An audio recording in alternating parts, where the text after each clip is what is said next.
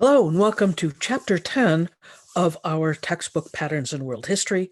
Tonight we'll be discussing the Islamic civilizations and Byzantium between the years 600 and 1300 CE. We will be talking a lot about religion tonight. And as I like to say before I talk about religion, I am not talking about religion to convert anyone, to change anyone's deeply held beliefs, or to insult anyone's deeply held beliefs. The issue is that religion is a very big part of the civilizations we talk about in this class.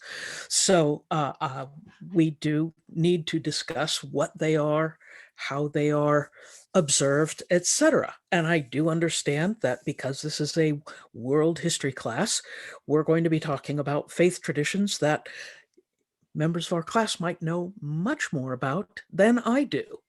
And so I welcome any corrections or comments you might have.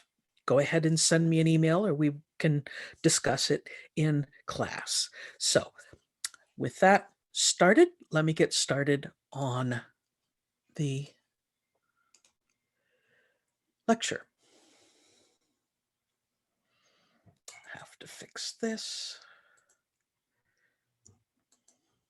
All right. So chapter 10, Islamic civilization and Byzantium, 600 to 1300 CE.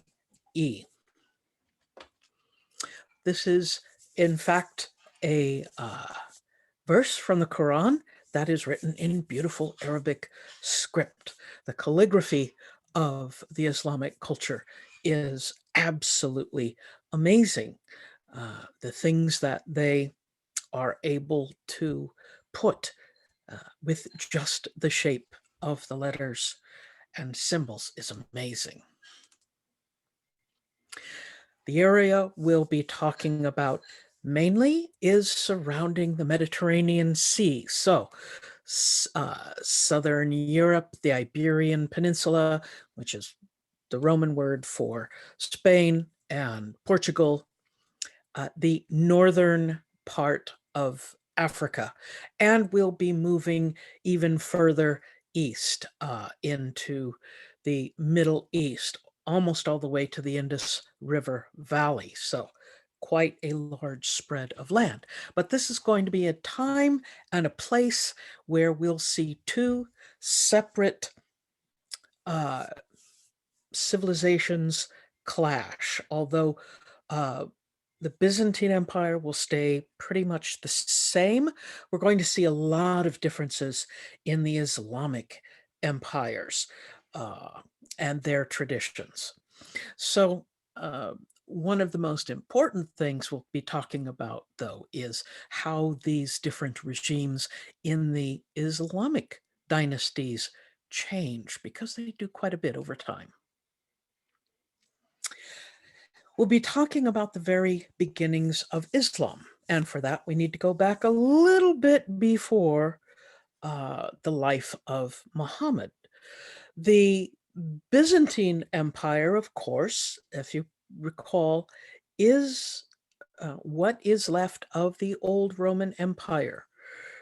When Rome split into two and moved one of its portions of its empires and its capital to the eastern part of the Mediterranean and set up the capital of Rome to be Constantinople. That will be the enduring part of the Roman Empire.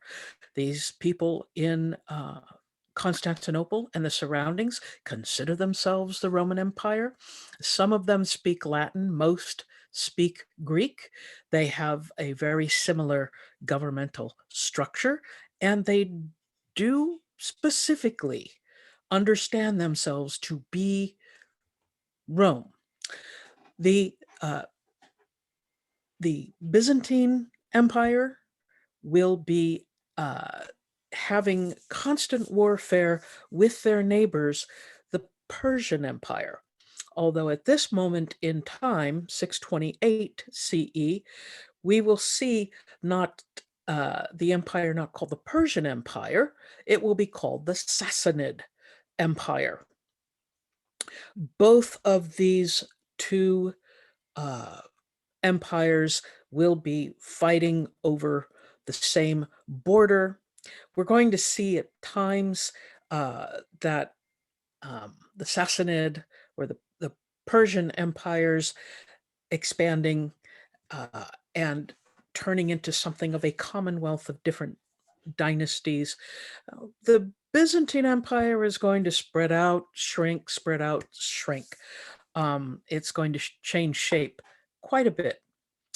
But this particular year, 628, is important because it will be right in the middle of the creation of a brand new faith tradition, and that is Islam.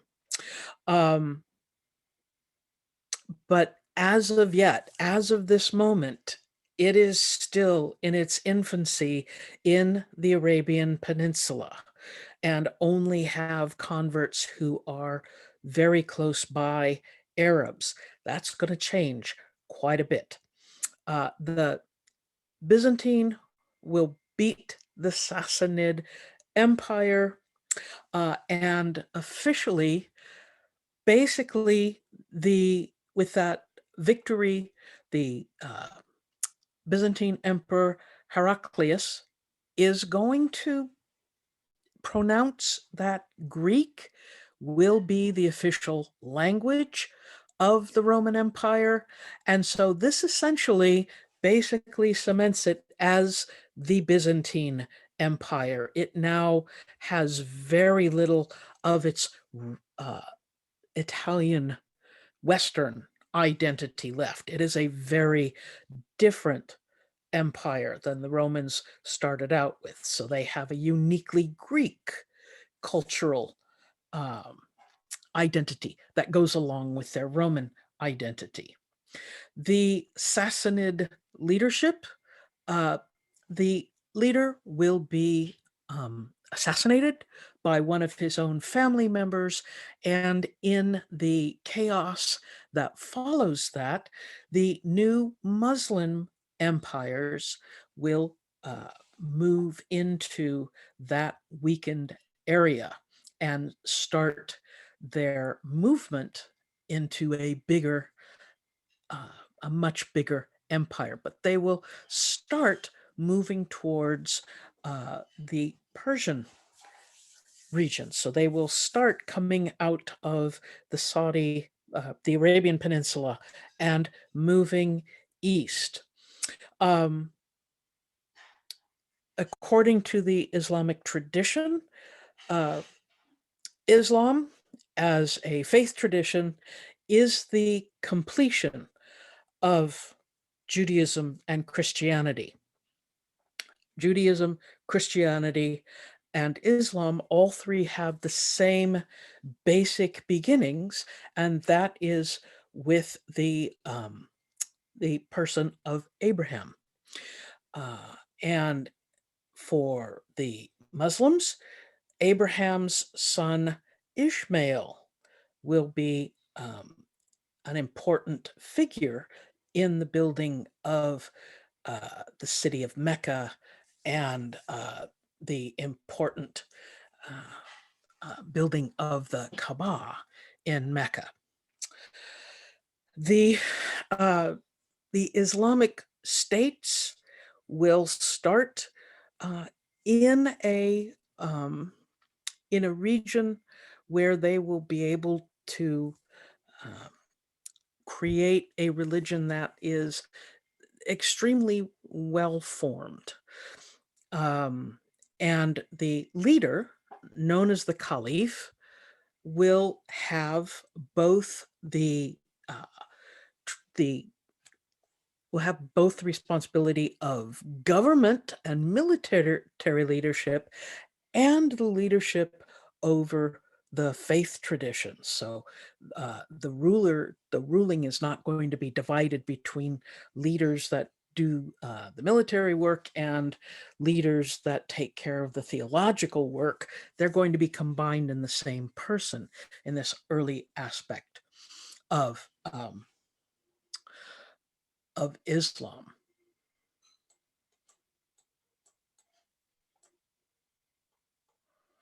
Sorry, I'm having problems with that one screen. So the first major dynasty of the Islamic empires will be the Umayyad dynasty. They will rule throughout most of the Middle East from 640 until 750.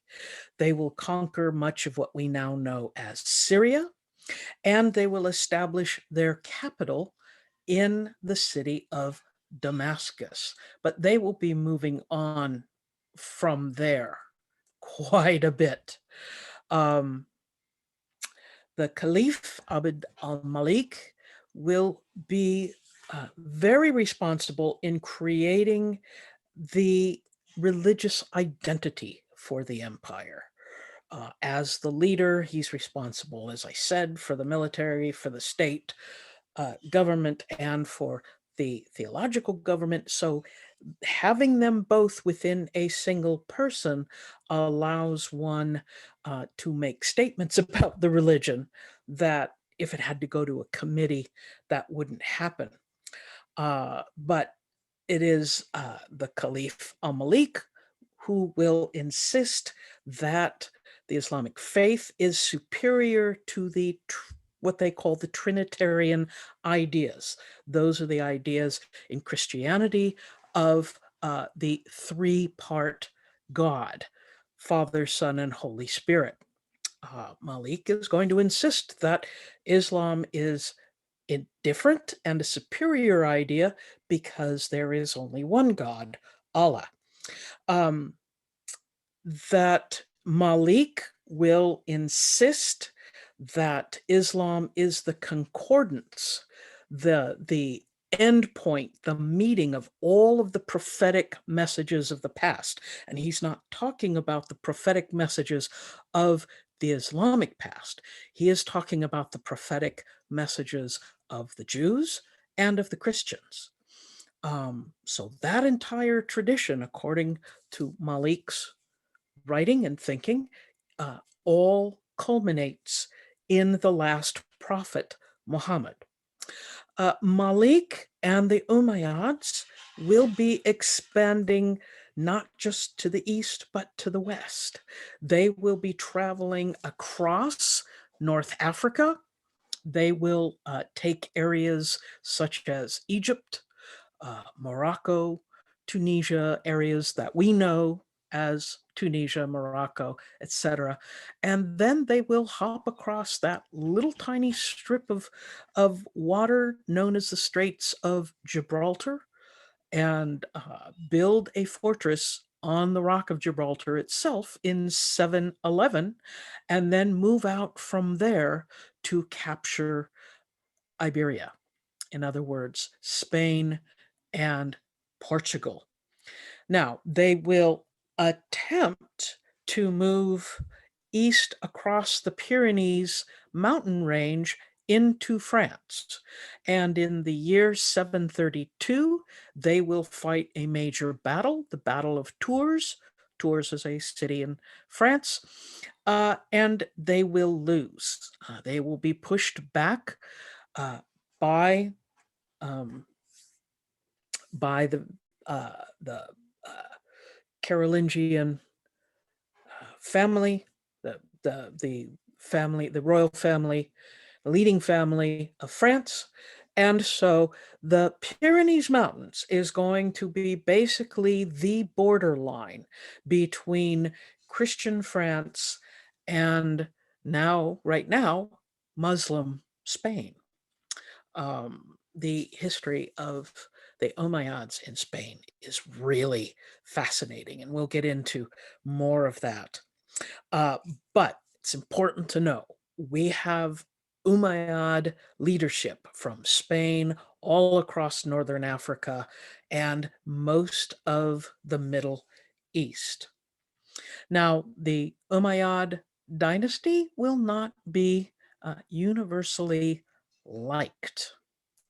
And they're going to be overthrown in the year 750 in the east. That there will be a group of revolutionaries, radicals, who are fighting the Umayyad dynasty in hopes of one day a Mahdi, or rightly guided leader, will appear and help them overthrow the Umayyads.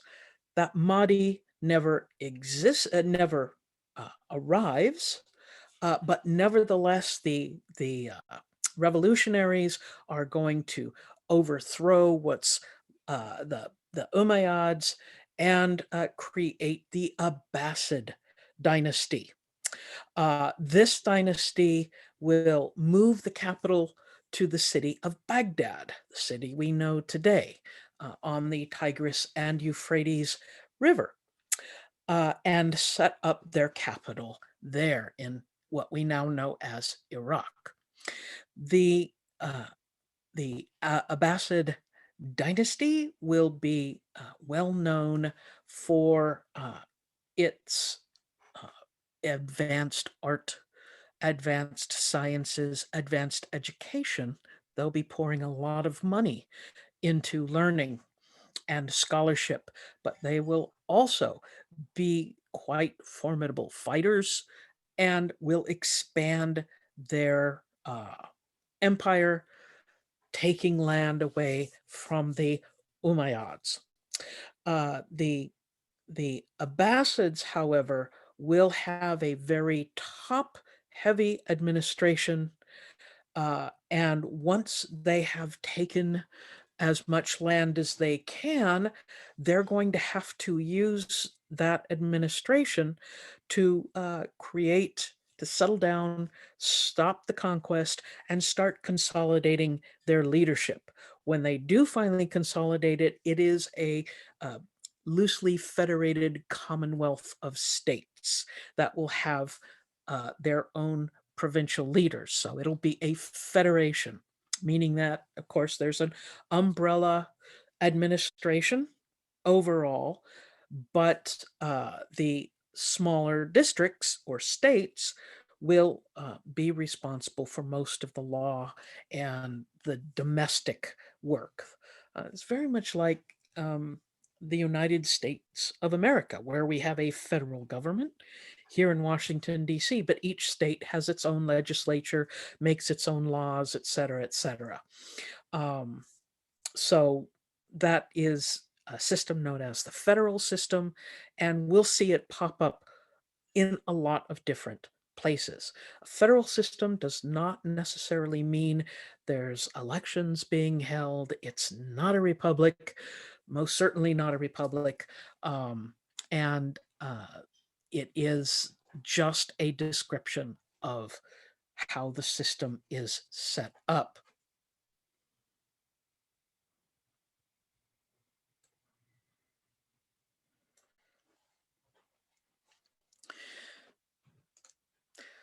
So the Abbasids are going to turn Islam into the state religion. And in doing so, they are going to be systematizing it. They are going to make sure that all of the writings are gathered together in a cohesive form. There is very little that existed as far as Islamic history and writings from the early 600s, and these all need to be compiled. The history writings that they had at the time were more about theology than history, and the Abbasids were keep that tradition.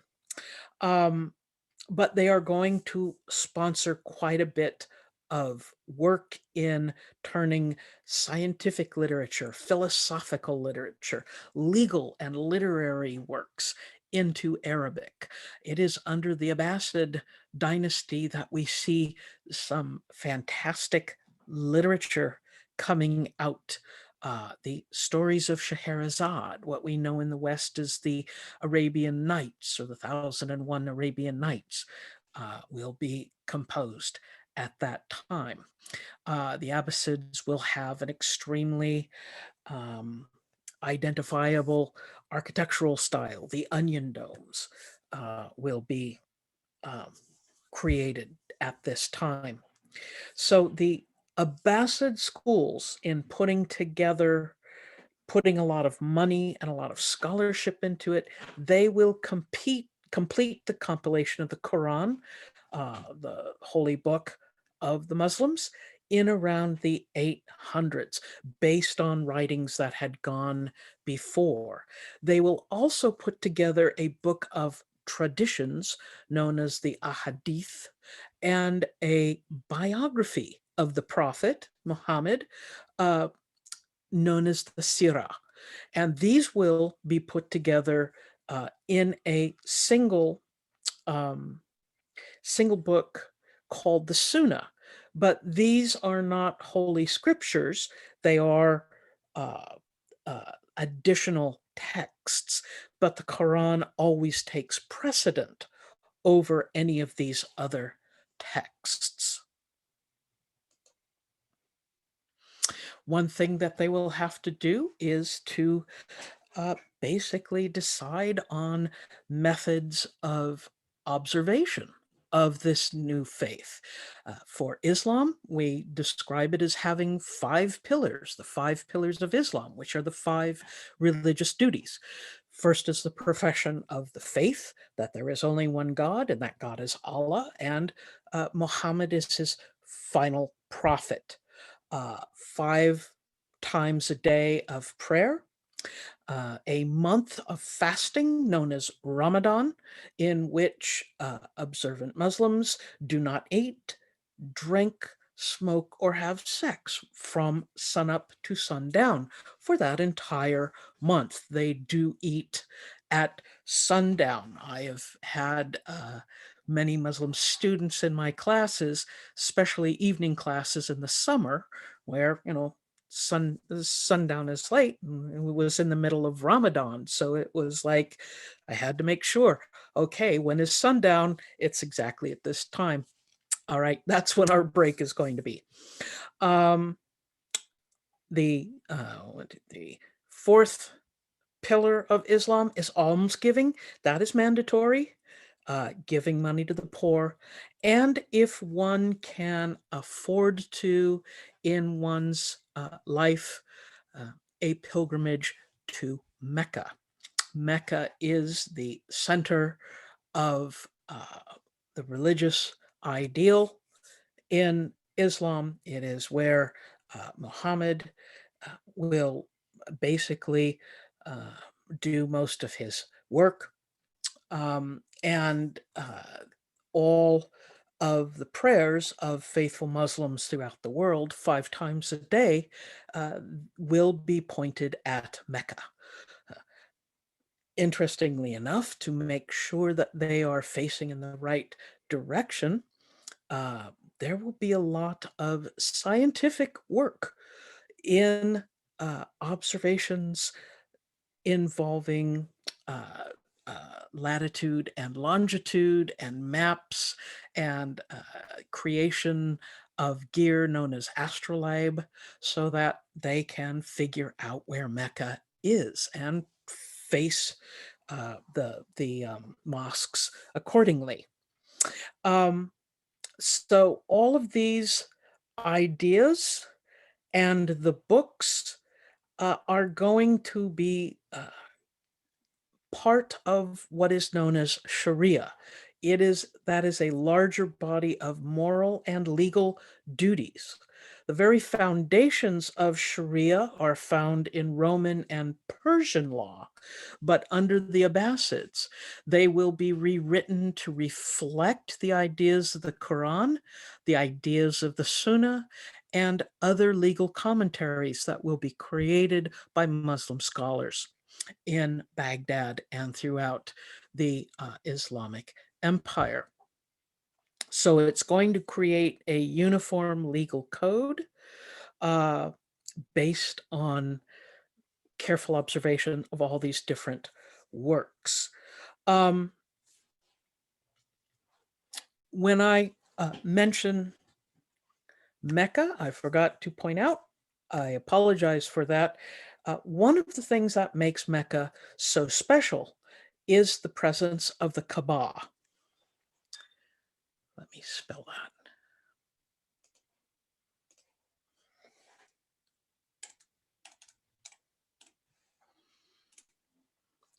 The Kaaba is a building that by tradition was built by the founder of the monotheistic religions, Abraham, and his son Ishmael. But after they built it, it fell into use by polytheists, which the Arabs that had been in the city of Mecca, including the Quraysh family, who is the family that Muhammad was from, they had pilgrimages there every year, but they were to honor polytheistic gods. Supposedly, the building was full of statues of other gods, just like a temple in ancient Greece or ancient Rome.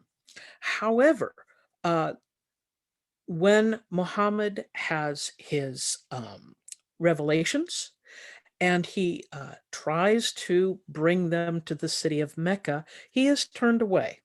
And he must travel to a different city, Yathrib, otherwise known as Al Medina or just Medina, and he will found a Ummah, UMMA, a community, a religious community in which he is the head.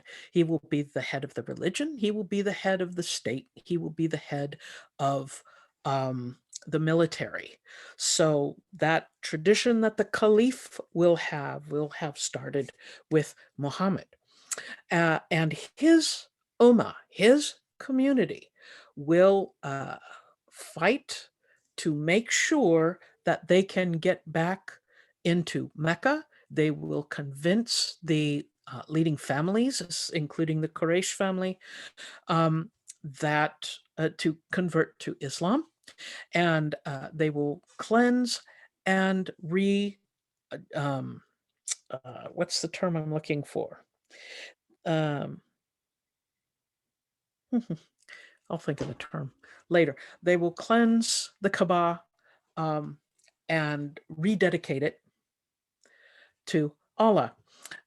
It is a temple building that by tradition has been covered by a gorgeous silk cloth, black, that is embroidered in gold. And when we have class, I will show you some footage because it is replaced each year, this cloth. And there is a very solemn ceremonial removal of the old cloth and the display of the new cloth. And this is all part of the pilgrimage experience. So the premises of Islam, the 5 pillars, the writings, the Sharia law, all of this is to build a society surrounding this religion. And so the religion itself, Islam, the writings, the Quran and the Sunnah, the Quran will be in Arabic. It will be shared by all Muslims.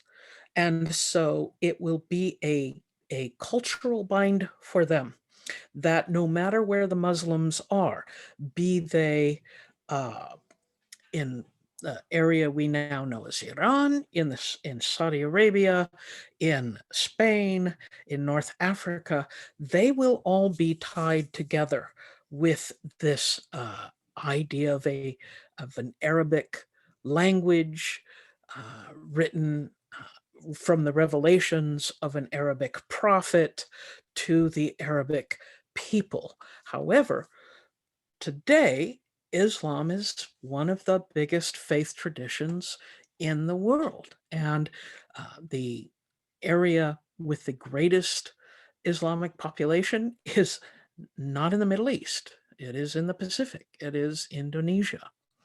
Um, so it has spread considerably since then.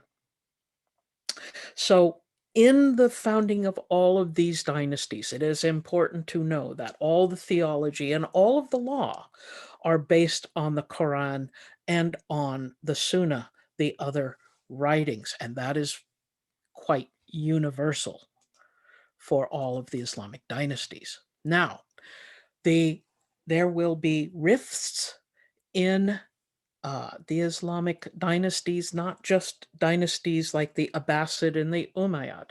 There is a very hard and fast division based on the ideas of who should rule. And that division is known as the Sunni and Shiite division. The uh, Sunni Muslims, they are in the majority. They grant the caliph the right to make Islamic law and to interpret it. It is subject to the consensus of the ulama, or the leading interpreters and scholars, and the ummah, the community. The Shiite Muslims reject the authority of the caliph.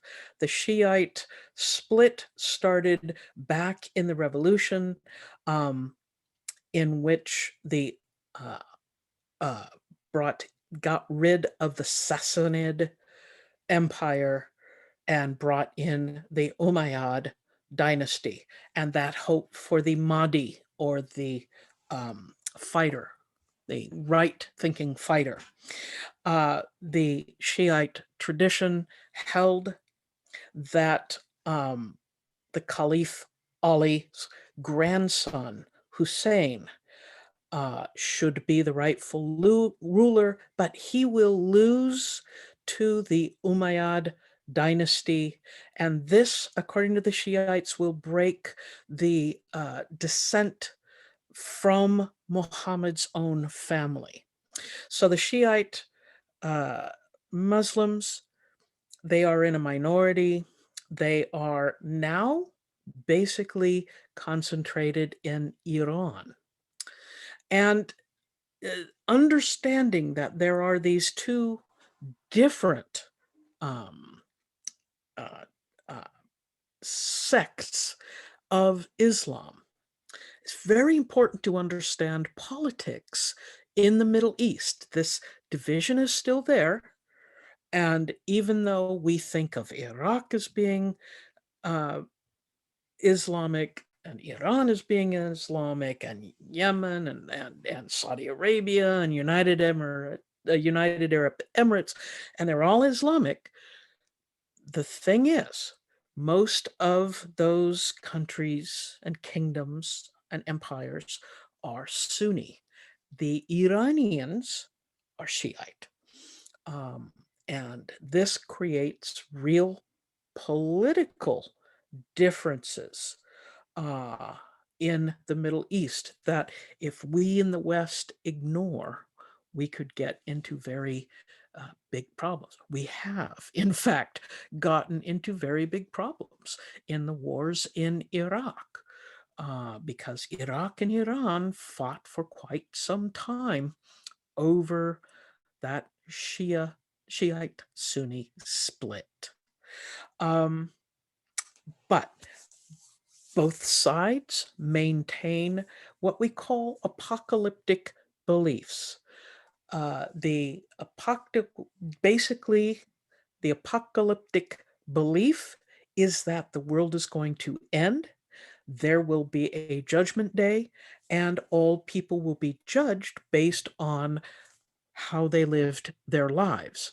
And this is not an idea that is only for Muslims.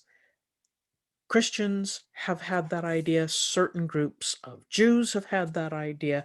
It is not an unusual idea. It's the I'm not quite sure if it originated with the Zoroastrians, the first monotheistic religion, but they had it as well. So it predated Judaism. Um, so they do have a lot in common, but know that they do have much difference as well. So the Abbasids, in ruling over a large part of the Middle East, of what we now know as Iran, what we now know as Iraq, the Saudi Arabian Peninsula, the Arabian Peninsula, etc., it's going to be extremely difficult to rule. They are also going to have some agricultural problems. Their agriculture was based very strictly on irrigation, and if that isn't kept up just right, you could have some disasters. And they did, in fact, have some of these agricultural disasters that, of course, lead to famine. They also had very few, they needed more people in the army. Uh, and they turned to a very unusual way of getting more people in the army. They basically purchased slaves or enslaved people from the Turks. Now, this was the Turks, the Turkic uh, nomadic groups that lived in the steppes of southern Russia. Uh, and these children, they essentially bought children who were enslaved. They educated them. And then when they became adults, these enslaved people were manumitted. That means that they were granted their freedom, but given jobs as fighters, military men, and especially they would work their way up into the office of generals. And there were quite a few over them. And in fact, because of the fact that they were Turkic, not Arabic, because they had this background in the military, and because they had um, a military at their disposal, they became real powerhouses in the Abbasid dynasty. Um, to the point where some of the caliphs in Baghdad will be basically puppets of these generals, these Turkish generals. They'll be the titular head of the government, but these Turkish generals will be responsible for most of the power. They're going to be responsible for um, a lot of the uh, fighting that's going to go on, especially as the Abbasid Empire rubs up against their neighbors, the Byzantine Empire. Around the 10th century, the Islamic dynasties are going to have taken over pretty much all that they can and stop expansion and start basic consolidation. So you can see the Umayyad Caliphate in Spain and Portugal in the Iberian Peninsula. You have very different states throughout this area. What's interesting about this map, it is around 1022 CE. The light green states are Shiite. The dark green states are Sunni. So the Shiite influence is very big at this time. In fact, the Fatimid Caliphate is going to be Shiite. That is going to make a difference coming up in the future. Um,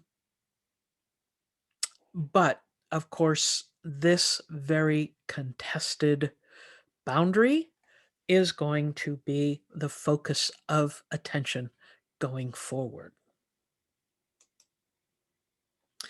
So let's go into the Byzantine Empire.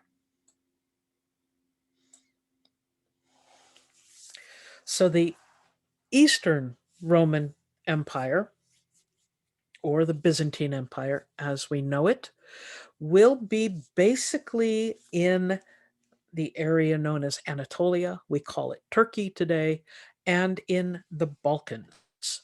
That's Greece and up north of that. But they are going to be under constant pressure from the Umayyads and the Abbasids.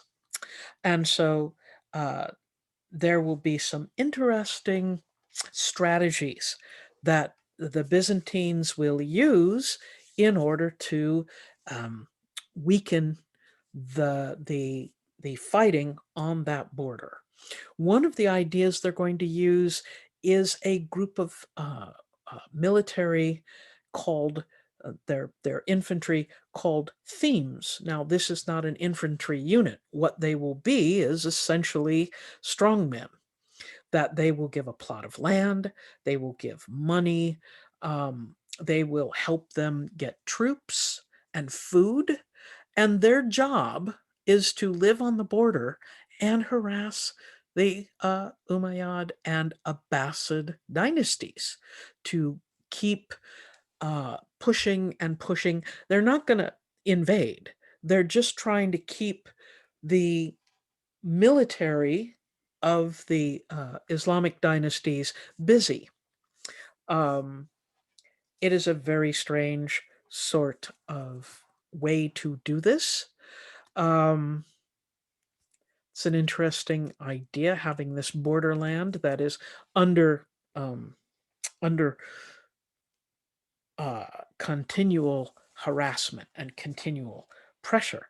But in focusing on that southern border with the Islamic dynasties, the Byzantine Empire is going to take their focus away from their northern border. And they will have a group of Slavic speaking people coming into the Balkans and opposing the Byzantine Empire from the north. So the Byzantine Empire is going to have to worry about their northern border, but they're not going to worry about it at this early point.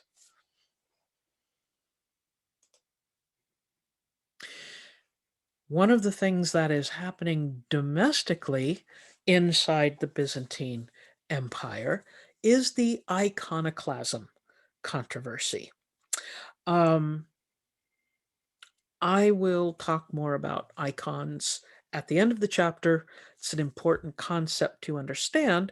What we mean by icons are specially created works of art. And there will be about 100 years that the certain leaders of the Byzantine Empire will insist that, in fact, having these painted images is bad.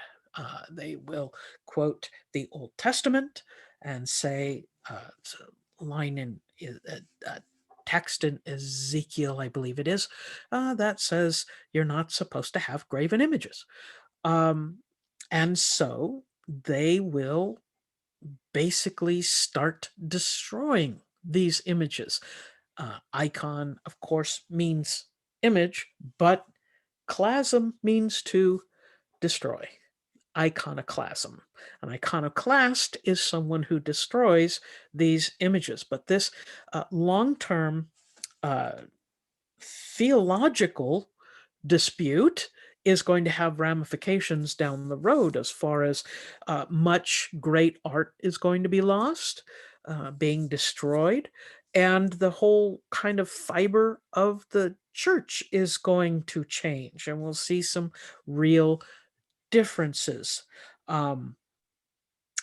The uh, the emperors did not want the icons. For one thing, it was very expensive to create, and they were having money problems.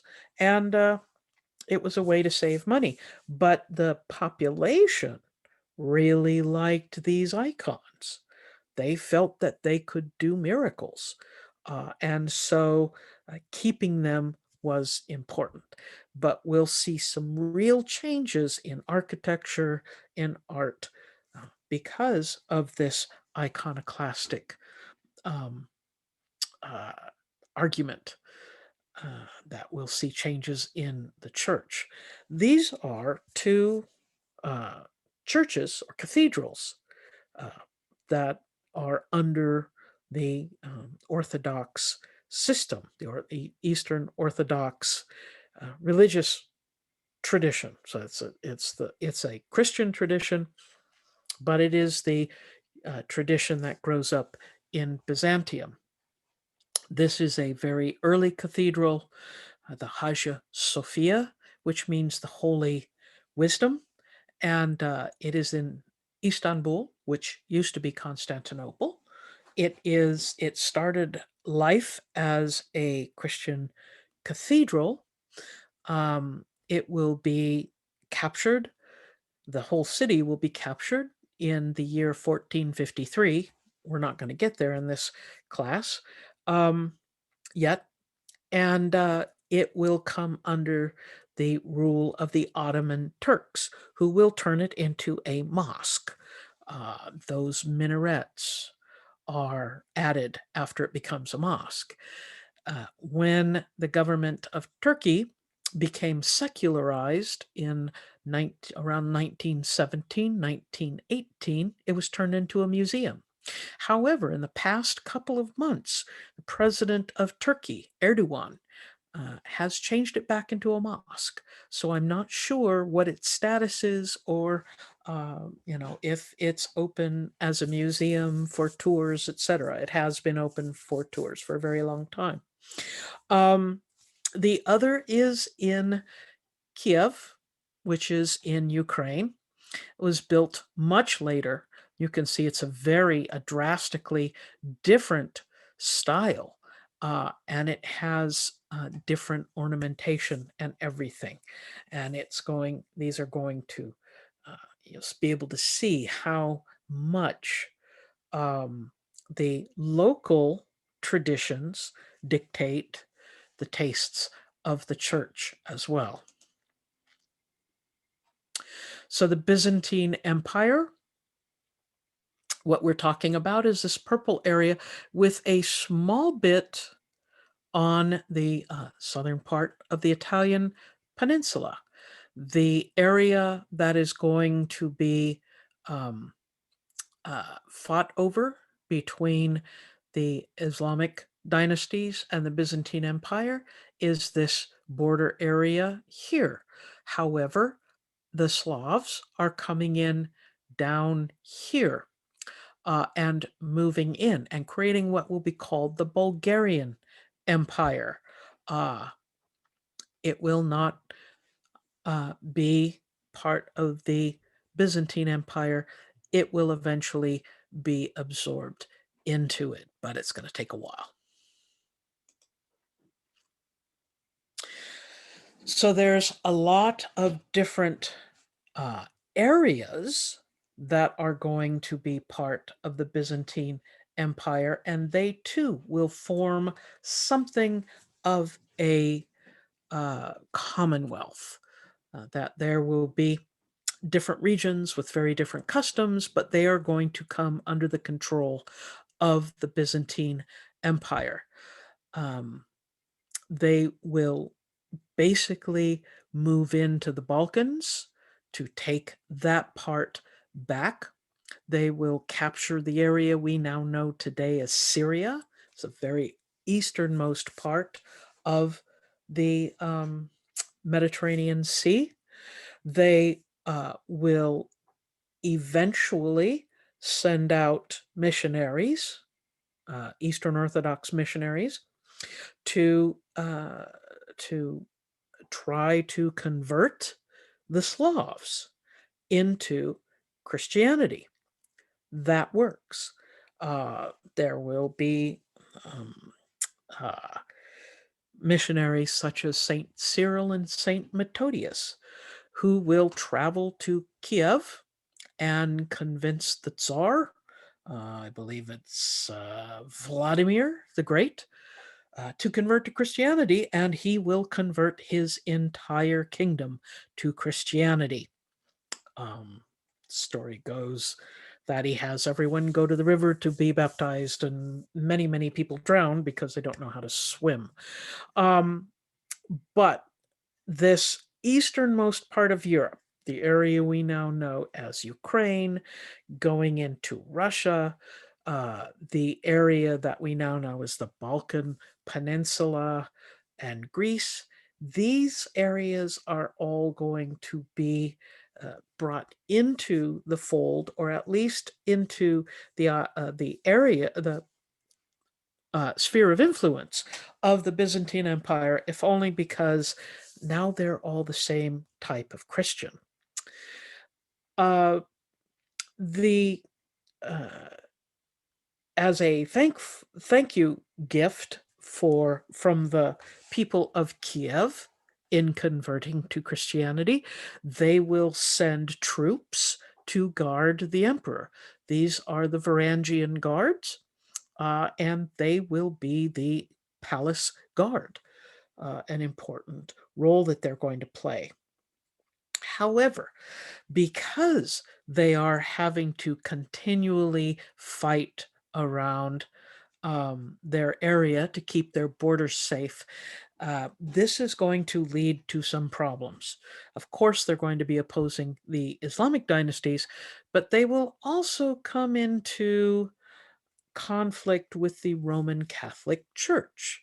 If you recall, I'll go back a slide. They have this little section, a little bit of Sicily, and this section of the southern Italian peninsula. And that section is going to be claimed by the powers in Europe and by the Roman Catholic Church. There will be quite a bit of dispute between the Roman Catholic Church and the Eastern Orthodox Church. Both Christians, but they are different. The focus of the Roman Catholic Church is, of course, the city of Rome, where the Pope is. The focus of the Eastern Orthodox Church is, of course, Constantinople. The Emperor of Constantinople, of the Byzantine Empire, and the church leadership insist that the man who the West calls the Pope merely holds the title of the Bishop of Rome, and he is an equal with all of the other bishops, the Christian bishops everywhere. The Pope insists that he is the head of the church, that he has a paper called the Donation of Constantine. This is an interesting document. It is a document that was found conveniently around 700, and it says that basically this is a letter by Constantine, the Roman emperor that converted to Christianity.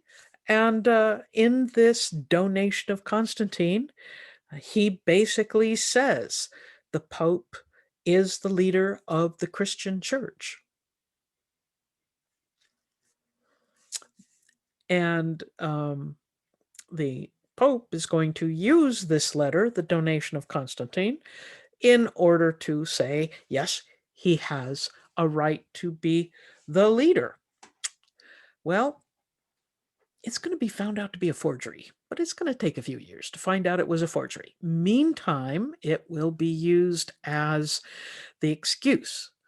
In 1054, around 1050 to 1054, the Pope will send emissaries to Constantinople to argue out this position that the Pope is a leader in his own right. It will dissolve into fighting, and then into each head of the churches excommunicating each other. And this is the schism between official schism between the Roman Catholic Church and the Eastern Orthodox Church. It had been coming for a very long time, but finally it's made pretty clear, absolutely clear, by 1054. And that's considered the official split between Eastern Orthodoxy and the Roman Catholic Church. So this is a little look into Byzantine culture. This is a story, whether it's true or not, we're not sure. It is a story of a Byzantine woman who was accosted by one of the Varangian soldiers, the bodyguard of the emperor from Kiev. He tries to molest her. She fights back and stabs him. And the rest of the Varangian guards are so awestruck by this woman taking matters into her own hands that they give her the guard that she killed, give her his belongings as an apology for doing that. Women are still not in high positions yet. So this is a really interesting story. The woman is actually lauded in the story, celebrated in the story, as defending her own virtue. It's also not being very nice to Varangian guards and the people of the Rus, the Russians. But it is a look into some of the stories, the artwork, etc. So we're going to have a third group of players show up. The Seljuk Turks.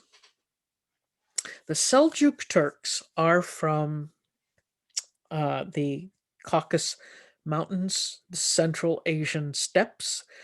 They are a nomadic people who are interested in finding their own empire.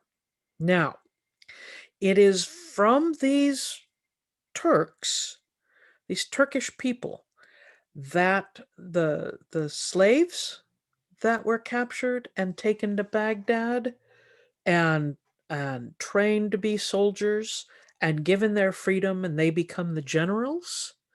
It is from this group that those slaves are, or those people are enslaved.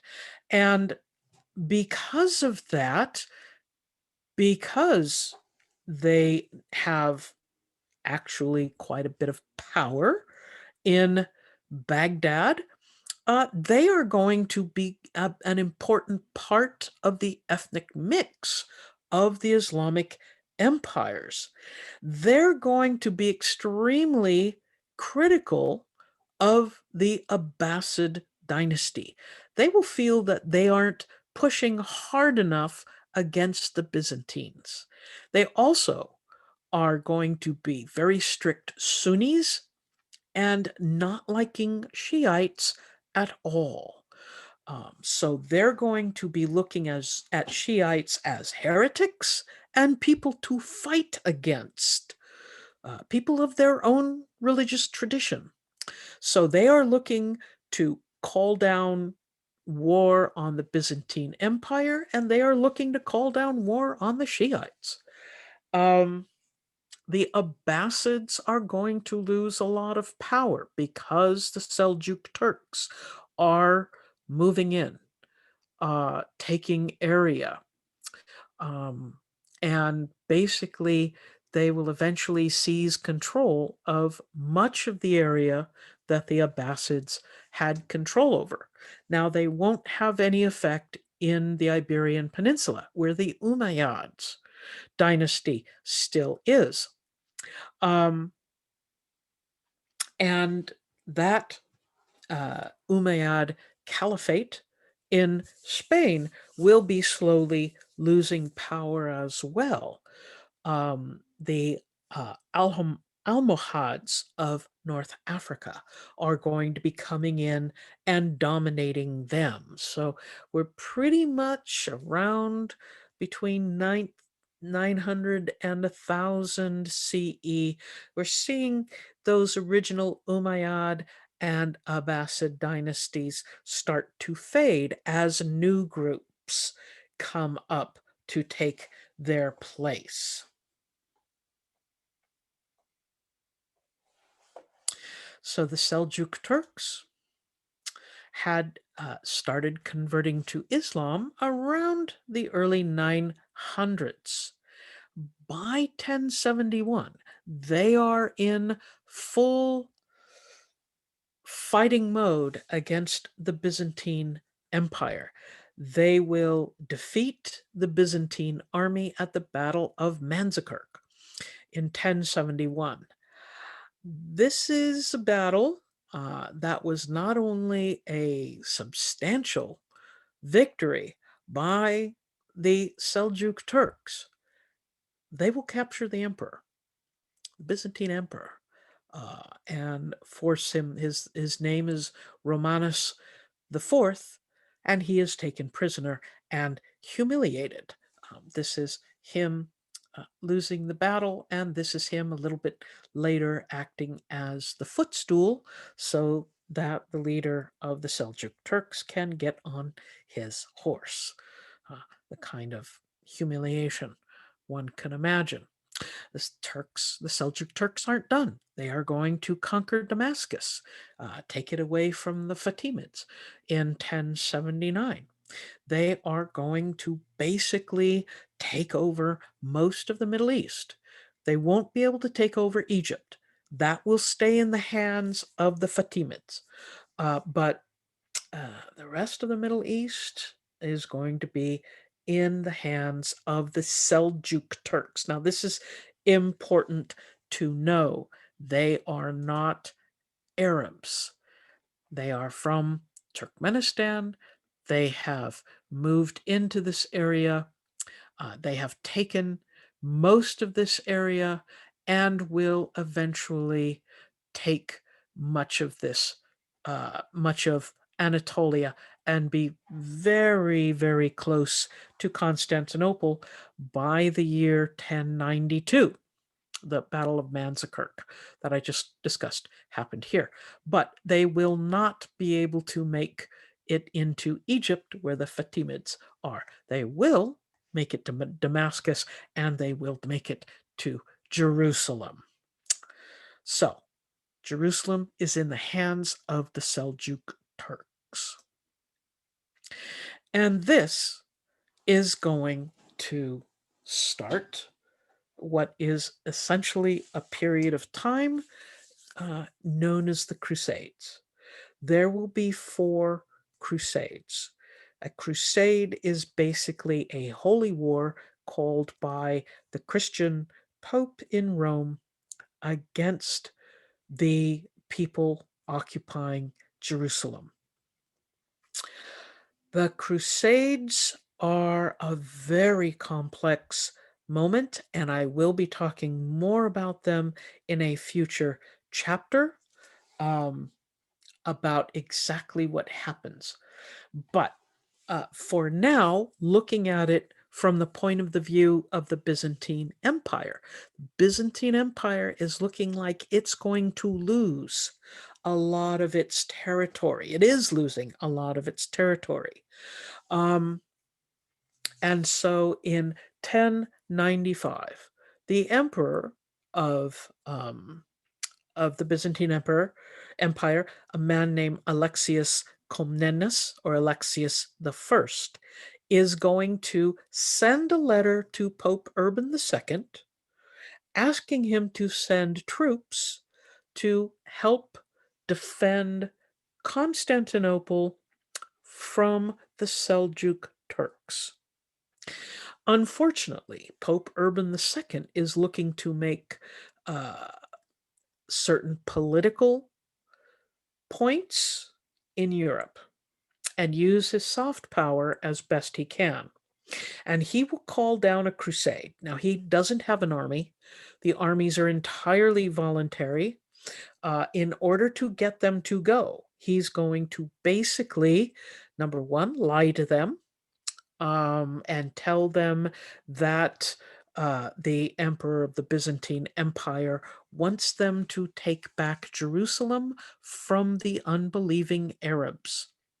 Now, he's uses propaganda in order to uh, basically try to get a whole bunch of fighters to go to the Holy Land and hopefully take more land for the Roman Catholic Church, for the leaders of Europe, to show that the Roman Catholic Church is stronger than the Byzantine Empire, etc. The very first crusade, the Crusaders make it to Constantinople, their first stop, and Alexius Comnenus is very happy that they were there, except that there's a lot more of them than he expected, and they're all talking about going to Jerusalem. He did not want them to go to Jerusalem. He wanted them to stay in Constantinople and fight for the area north of Jerusalem.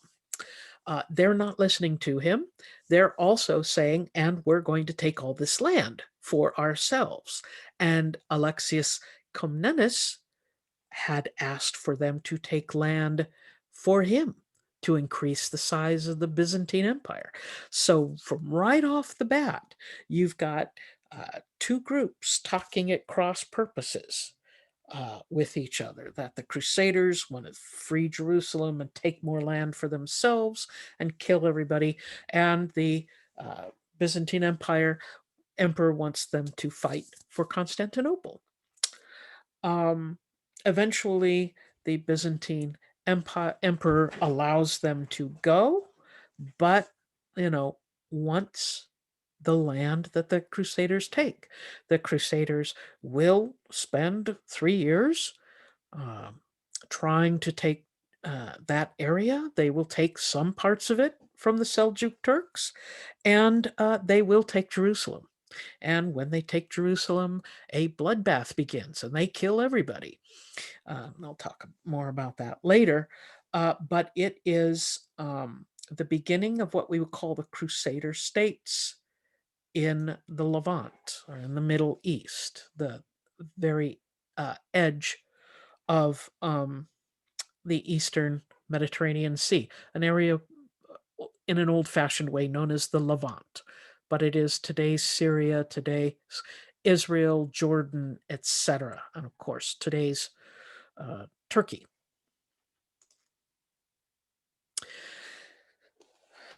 There's going to be another group of players. This time, a group of Muslim Kurds who live in the northern part of what we now know as Iraq and the easternmost part of what we know as Turkey. They will have a leader named Salah al-Din, or as the Europeans call him, Saladin, who will retake the land from the Crusader states. He will go on to conquer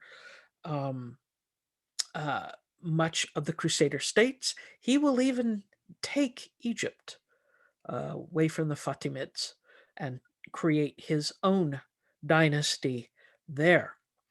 And this is going to set up the Third Crusade. The Second Crusade had attempted to take some land, but they had lost Jerusalem.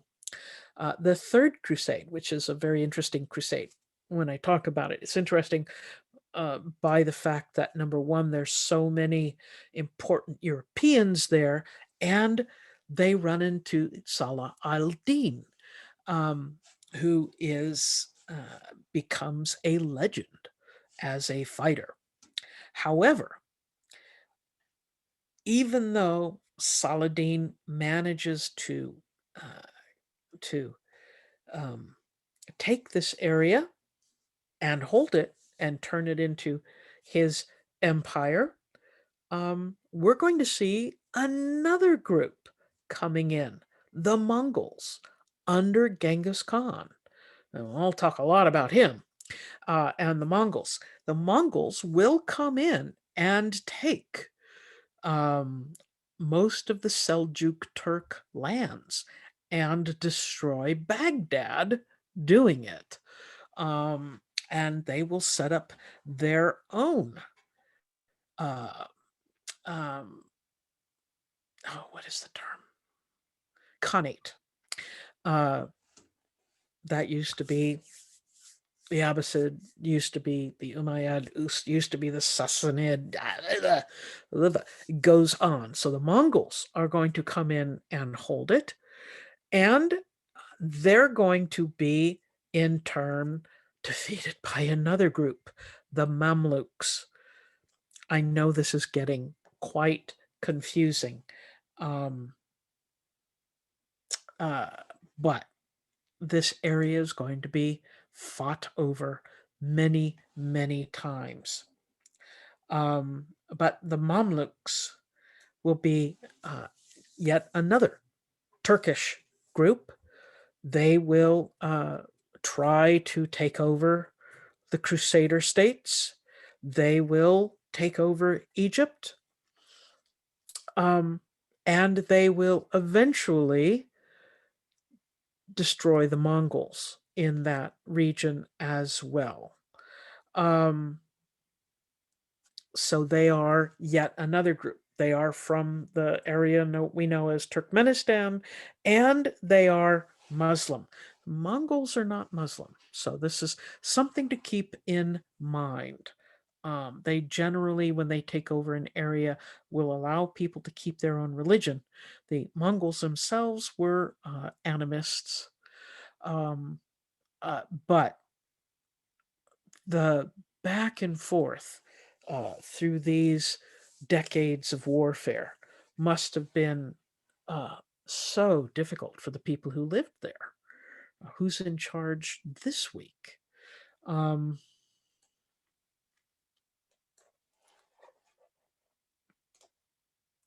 But the Mamluks, or the Mamluk Sultanate in Egypt,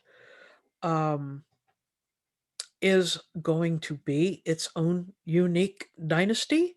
They will be superior horsemen, as well, most of the Turkish groups that come in. Here's a lovely, fanciful drawing of Mamluk soldiers fighting. So it's fun to see. They're using stirrups. They use a lot of armor, mainly chainmail. Got their scimitars out, but they also have some details that are very telling. Number one, the horses' tails all tied up, I guess, so that they won't get chopped off by the swinging of the swords.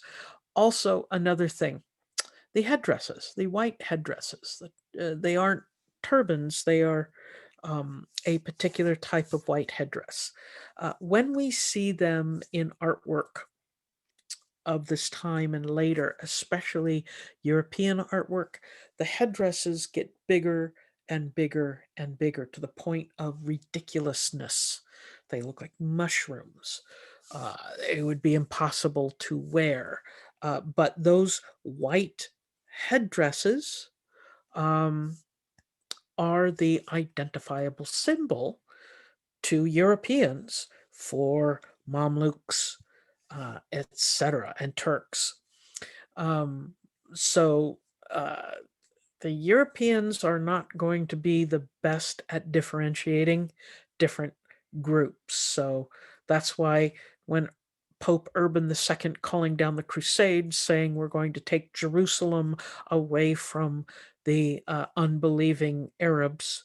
He was totally wrong on all counts. The Arabs hadn't taken Jerusalem at that moment. It was the Turks. They were devoutly believing Muslims, etc. So um, there's a callousness in the Europeans. All right, so in Mamluk Egypt, considerable amount of scholarship being done. Um, they were writing and working in Arabian. Um, they were generally from merchant or craftsman families that had been there, and they are going to be an important part of the administration. The Mamluk leader was known as the Sultan, which just means strong, and he ruled over a group of emirs, which were the regional directors. Now, the Sultan controlled the biggest military, the emirs controlled smaller militaries, but the very top leadership of the Mamluks didn't necessarily learn to speak the local language. So they were quite separated from the regular people. They built stupendous palaces in Cairo, and they set up a very structured judicial system in which they had multiple tiers of judges.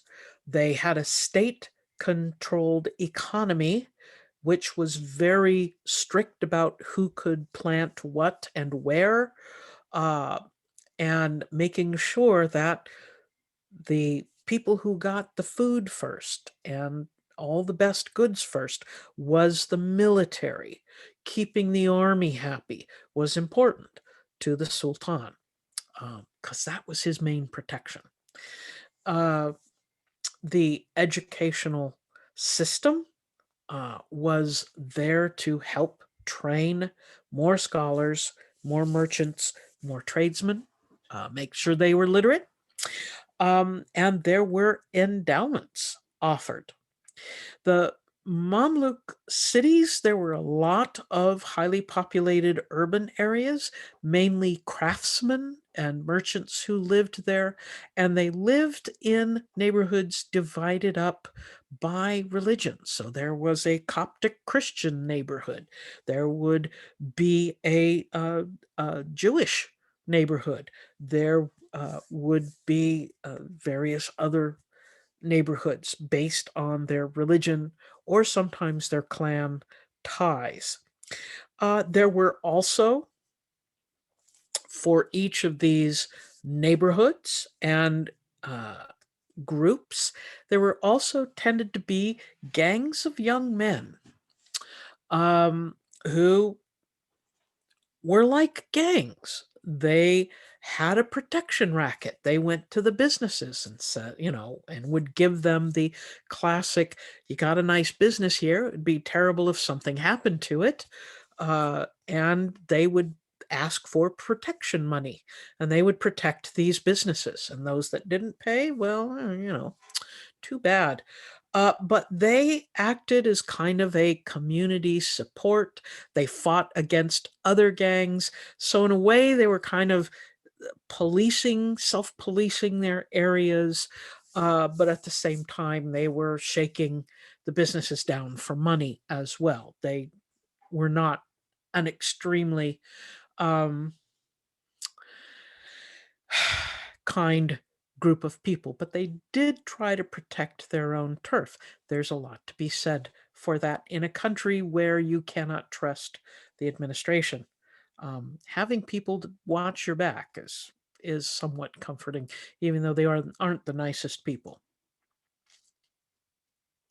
So I've talked about how the Mamluks organized their government. Let's talk about how the Byzantines organized their government. Byzantine society had a large central administration. The answer to that is duh. Byzantine administration was known for being large, for being centralized, for being difficult to traverse as far as getting paperwork done. Um, in fact, Byzantine will become a code word for a big, unwieldy uh, bureaucracy. Um, you will read, if you will read in books like uh, books by Kafka, talking about the Byzantine administration. It's a kind of a joke, but it was the big centralized administration. Um, the aristocracy, the fairly wealthy people, got wealthier by purchasing more land and became a hereditary aristocracy. Um, Kicked small farmers off of their own land or bought their land out from under them, and the farmers still wanted to farm, so they had to rent land. So people who own the land are getting richer, and the farmers are tenant farmers, which is a lousy position to be in, because if you have a lousy harvest and you can't pay your rent, you're in trouble. But these aristocrats who bought larger and larger pieces of land to have farmers on it, they are going to have kind of their own little hereditary dynasties with families that will inherit the land, and they will become essentially the nobility of the Byzantine Empire. And as large landholders, they had a big say in the government, and it was always a problem for the emperors um, to have this huge bureaucracy that did the bidding of the emperor, and a whole bunch of nobles who sometimes supported the emperor, sometimes did not support the emperor. And so there's a lot of conflict there. Who does the emperor side with? Um, this bureaucracy that he needs the uh, to run the empire, or these nobles who could very easily band together and overthrow him. The nobles had a lot to say as to who was the emperor. So basically, what would the emperors would choose to do is to, rather than get their armies from the local guys and the aristocrats, they would hire mercenaries, which are extraordinarily expensive. Um, and how do you pay for all these mercenaries, especially if you've got you don't have a war fight, you're not getting extra land. Um, how do you pay them? Well, the Byzantine government allowed the mercenaries to collect taxes as their pay. And you can see right off the bat that the temptation for corruption by these mercenaries would be extraordinary. So, um, Byzantine Empire is doing some very not smart things, but they are trying to protect themselves and at the same time balance the desires or the needs of the bureaucracy and the wants and desires of the aristocrats. Um, so this is the system they come up with. Uh,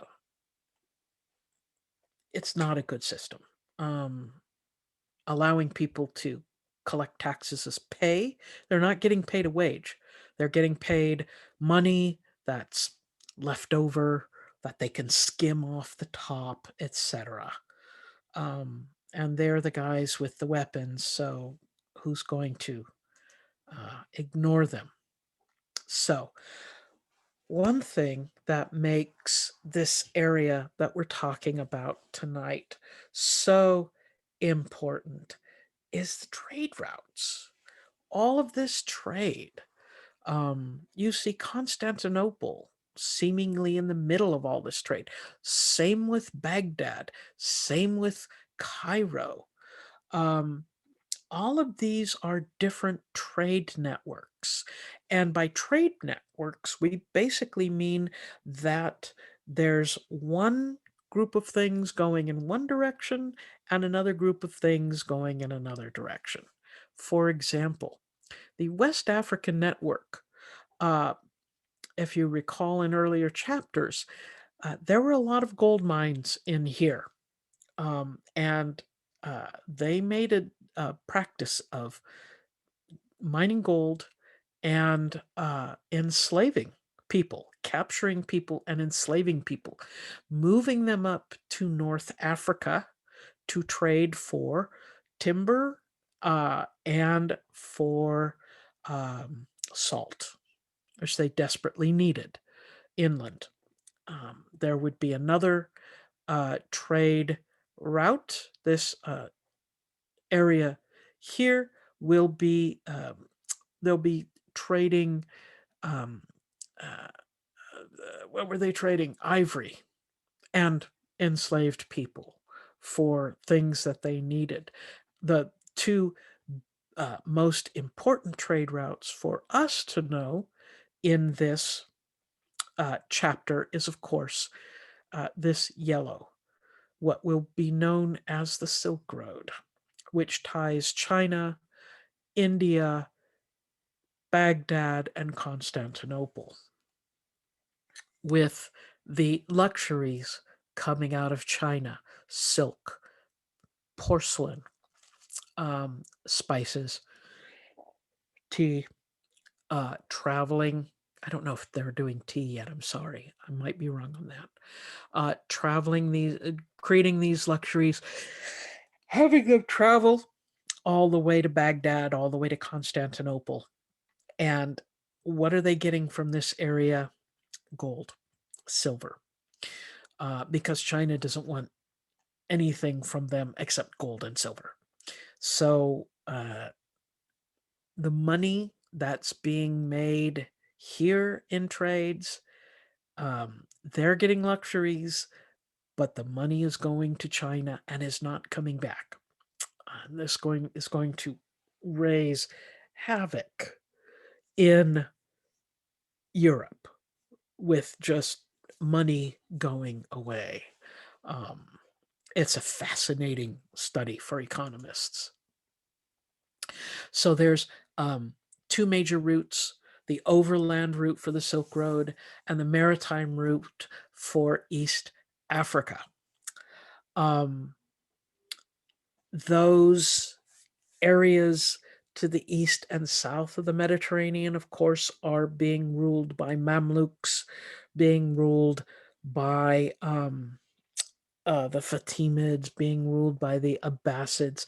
They will not allow Christians east of the Mediterranean. So there's a lot of limitations to who gets what goods. There's going to be a lot of Indian Ocean trade to Muslims, to Jews, to Asian Indians, but not for Christians. These things are going to be either denied to Christians or be so expensive that they are unattainable, basically, unless you're terribly rich.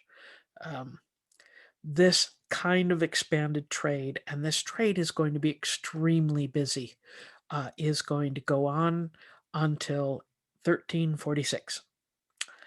And 1346 is when the doors are shut, because 1346 is the beginning of the Black Death, the bubonic plague, a situation that is going to, well, do exactly what COVID-19 has done to us: shut down trade, shut down commerce. We're not traveling anywhere. Now, We have much more sophistication as far as trade is concerned. We can get on the internet and order things from Amazon or Alibaba or, a lot of other different places, and it will be delivered to us. But in 1346, there was nothing like that. And when we say no trade, we mean no trade. It was stopped, and it was a pretty harsh system that is going to happen. But it's not going to be anything compared to how many people are going to die from the bubonic death. But we'll get into that later on in this course. So I've been talking about religion and different religious groups. There will be some interesting later on developments in Islam. For example, we'll see Sufism, which is a mystic Islamic tradition that is founded on the 9th century, not universally accepted or liked in many places. In many places, they're going to be thought of as being heretical. We will see the Islamic study of Greek philosophical writings from the 800s onward. We will see Greek works being translated into Arabic and being argued over in Arabic in places like Baghdad. There will be two highly influential thinkers of of of, of Islamic philosophers who will be dealing with the Greek philosophical ideas, Ibn Sina and Ibn Rushd. I will talk about them both in class.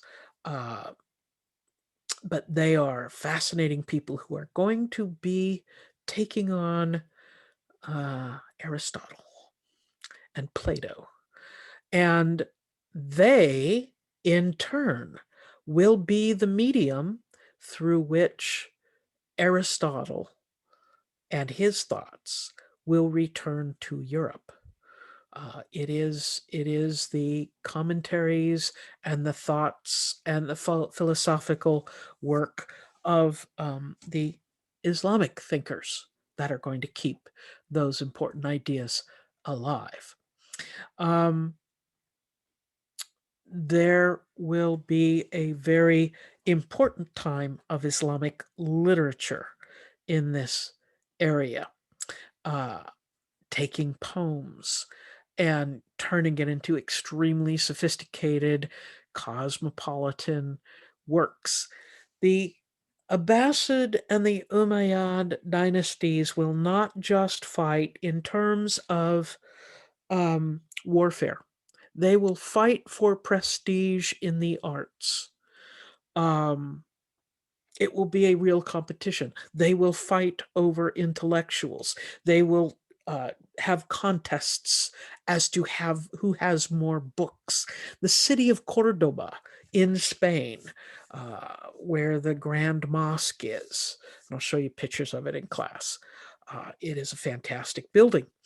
But the city of Cordoba had a library of 400,000 volumes. Which, when you compared it to libraries in Western Europe that were in Christian monasteries, those monasteries might have a couple hundred books. And we're talking about 400,000 volumes of all sorts: science, literature, theology, philosophy, medicine, really important texts that are being created and captured. So super important moment for intellectual history and the arts and sciences, in which they're being built up, as opposed to, in some places, lost or forgotten. So, want to round up and end this lecture on the little brief discussion of icons. Icons are very special paintings. They're not just your general run-of-the-mill painting. Icons were a very important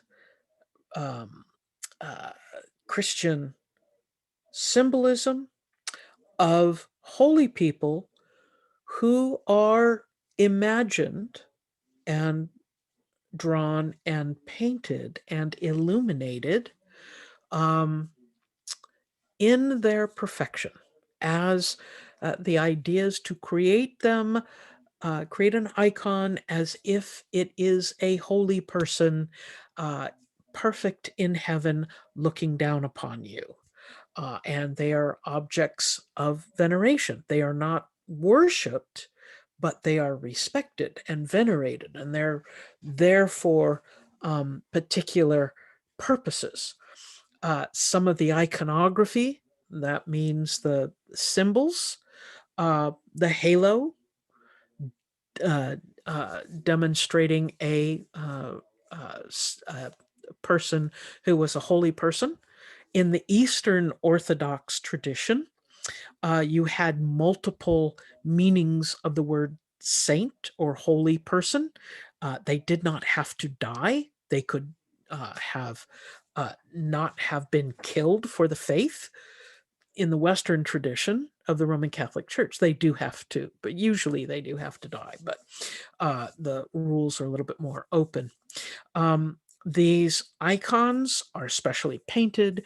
They are painted in very serious ceremonial ways. They are illuminated, as I said, with gold leaf, with jewels, with gemstones in the painting itself as decorations. And these icons were hung in churches or cathedrals. They were brought out on ceremonial purposes and paraded around. And there are many icons supposedly are what they say miracle workers, that people have gone to venerate them and have been cured of illnesses, or they have provided a special protection for a city. Now, in that way, and in some of the motifs, we see some of the same ideas that we see in lots of very ancient art from Sumerians and Egyptians, picking up some of these same ideas, but turning them into the Christian ideas. Well, it's these icons that the iconoclasts were destroying to make sure that they are not worshipped, that they are not used in improper ways, or just the iconoclasts' reading of the Bible, that no graven images should be made at all. The Byzantine Empire at this time is also running up against the Islamic dynasties, which there is in certain groups and certain schools of thought in the Islamic faith traditions that people should not be pictured, or certain people, or especially people considered sacred or holy. So at that time, there is that clash of cultures. But as I said, the local people liked these icons. They felt that they were part of their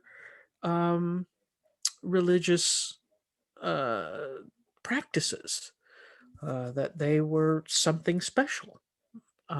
So it was very hard for these people to give them up. And so the iconoclastic controversy was a very big and important controversy in the Byzantine Church. and in the Byzantine Empire. So that is a really quick overview of two very important empires, um, or two very important worlds, the Eastern Orthodox world and the Islamic world, both trying to survive, trying to expand, trying to gain as much money and followers as possible, but also trying to be true to many traditions that they had. Um, so I look forward to discussing a lot of these items for you in class when we next meet. I've got some great photographs to show you. Um, of some of these places, and I hope to see you then. Good night.